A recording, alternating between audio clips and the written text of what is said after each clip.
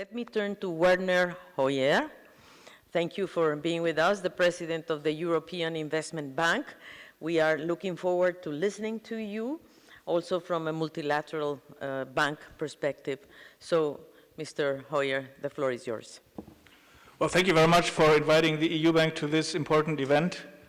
I just listened to two of my governors and to my colleague from the World Bank, so not very much to add. However, a few things are on my mind which I'd like to get rid of.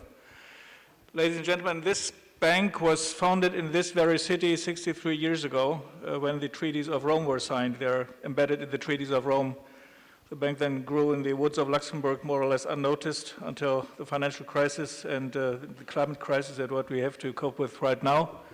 And now people are realizing that's quite a powerful instrument because the simple size is remarkable, and I think we are a lean institution with a strong impact. Always impact comes before volume at our institution. When the bank was founded 63 years ago, the objectives were clearly set in the Treaty of Rome, contributing to social, economic, and territorial convergence across the members of the then European economic communities, and to support economically sound projects that serve the European common market, the development of a common market, which at that time was a sensational idea, and European policy objectives, be they internal or external. So it's also an instrument of European development and foreign policy. So this project of European unity has been quite successful on a continent which has been war-ridden for centuries and until the middle of the last century. And this has led to an amazing level of peace, freedom, social progress, and impressive stability. But Europe's model of social protection, inclusion, and multilateralism is under threat. We have heard that already several times. We have seen a renationalization of interest in Europe that has reflected the wave of rising populism globally. The most obvious casualty of this trend has been the recent tragic exit of the United Kingdom from the European Union, by the way. But what I wish to highlight is something less obvious. It is how renationalization and repolarization whittle away at the power of common action and at the EU promise of solidarity to the detriment of the poor and middle classes. That hurts Europe and our partners outside. Well, for the EU, this past year was a year of new beginnings. We have a new European Commission, new Parliament, new composition of the European Council, and a pan-European commitment to fight climate change. At the EIB Group, we have listened to the calls from our political leaders, in particular President Emmanuel Macron and others, and to the new head of the European Commission, Ursula von der Leyen, to step up our climate role and ambition. And only then people found out that we are the climate bank already for the last 25 years because we are by far the biggest lender on climate projects for the last quarter of a century. In November last year, we then thought we should walk the talk. And that meant we announced a goal of generating 1 trillion euros of total investment for climate and environment between now and 2030. We plan to dedicate 50% of our financing to climate action and environmental sustainability as of 2025. In Paris, we committed to 25%. We have now reached 32%, and we will want to reach 50% by 2025. And we will do nothing with the other 50% that is not fully aligned with the Paris Agreement. So therefore, we, of course, will be an engine to deliver the European Green Deal announced by the European Commission. And that, again, then meant the necessity to walk the talk again by explaining what that means. And we took a very bold and courageous decision, was not welcomed by everybody, as we approved our new energy lending policy. This includes the commitment to stop financing fossil fuels from the end of 2021. And we are the first IFI to do so. I think we will not be the last.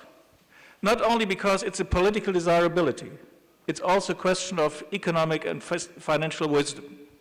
If you know, however strong the political pressure on you is, that a project that you finance and which will be on your balance sheet for the next 35, 40 years will probably have to be written off in 15 years, then you better don't do it. So it's pure economics, not only political wishful thinking, which we are sometimes accused of. So this strategic autonomy that Europe needs needs to be supported by actions like this. And then it is also a big opportunity for Europe, because we will reach our objectives only on the basis of two assumptions. Number one, development of technology and innovation. At the heart of our activities must be innovation.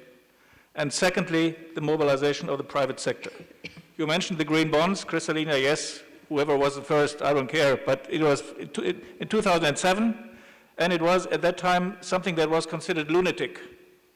Well, this lunatic idea led to a market which is now $1 trillion heavy, so quite successful. And we will continue on that. And we will build on that, by the way, for other purposes, because I discussed at length with Antonio Gutierrez how we can draw the lessons from this experience with green bonds to other SDG financing options. We began with water bonds. They run quite successful on the markets. And we will go now on to health and education as the next two SDGs to be addressed with specialized bonds. So it is a huge challenge, but it's also a great opportunity for us. We are developing now the climate bank roadmap until 2025. And in a 5-year work plan, we will then see how we increase our financing to address the climate and environmental emergencies we are facing. On the specialized papers that we are issuing on the markets, the greenwashing thing had been mentioned already by Nadia, and that's key. When we set up the first green bond issuance, we found out immediately that there were competitors who would take a piece of paper, paint it green, and sell it to the markets. That undermines the trust of the markets. And we need to refinance on the markets every year with 60 to 90 billion euros, just in order to keep our business running. So if the investors run away because they believe that this is green cheating, not just greenwashing, then we are lost. So we must have clarity. We set up the Green Bond Principles Working Group at that time. This is, so to speak, the precursor to the work in the European Commission now on taxonomy that is fully supported by us. The word taxonomy is a little bit difficult for some European ears because it has the word tax in it, but it's more the old Greek idea of order. We need to bring order into these markets in order to make things reliable and trustworthy. But we have to make sure that we don't finance other things which undermine what we have achieved with the 50% climate project. So this is why we insist on Paris alignment for everything we do. And then, of course, it has been raised before here. I think it's true for Latin America just as well as for Africa and Europe. We need to help those regions who are particularly negatively affected by such a move on fossil fuels. That is not easy, because the coal miner in Silesia will not turn into the head of a digital startup in 2 years. So there is the need not only to secure energy supply and energy security, but also to make sure that the new creation of jobs takes place. And this is why we need to be particularly active there, because otherwise we will not take the people along. So I only want to touch one final issue in the context of the big picture that this conference is delivering. We have one key social issue in our societies, be they poor societies, advanced societies, very rich societies, and that's housing. Housing is going to be one of the key social issues of the next decades, not only because of growth of population, but also because of the expectations of people. And this is not only an issue for poor people. You now go to the most advanced countries of the European Union and North America and where you want to go, and you see people leaving academia, getting into the labor market, setting up families, and they're not able to find an affordable place where they can live. So I think fuller concentration on housing will be needed, and that is a big opportunity to combine it with climate change thinking, because if we plan more carefully and putting climate resilience into the planning processes from the beginning, this is a huge opportunity. Just to drop another idea. Thank you. Thank you very much.